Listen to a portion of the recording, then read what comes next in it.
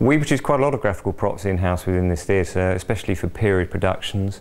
Quite often you'll have cigarettes on stage, so you need period packets, so we'll produce those. Also period documents from the wartime, a lot of those recently. We can get the original source material off the net. Money and passports, that kind of documentation. Okay, these are the elements for the passport from Afterlife. Not all of this will be seen by the audience, but the actors will look at it and love it, hopefully.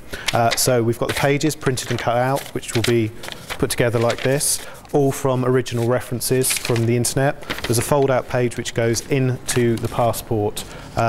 These pages are stitched together like this, so they don't fall apart. The fold-out page stitched into the front with actors' details on, then stuck into a cover, the front and back pages stuck on like that, and that is your finished passport.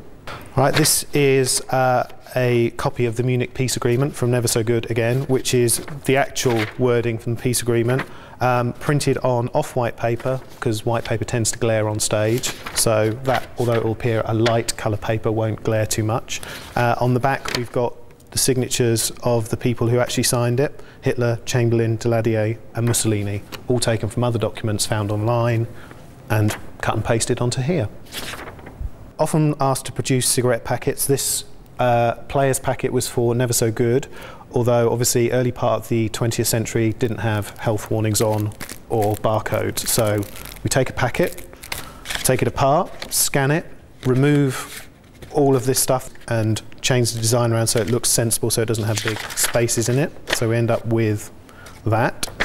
Cigarette packets without that on. Cut them out, make our packet, and then slide it over the existing cigarettes because they're actually smoked in the play, and that's it.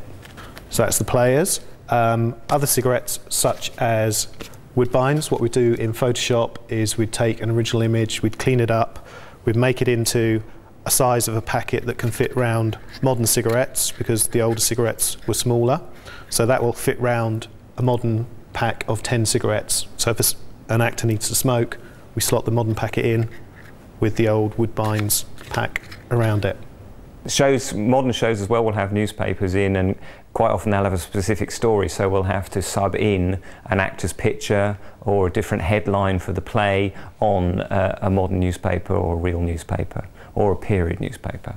We often have to print newspapers for shows, especially contemporary shows. It's much easier because we can use an existing newspaper.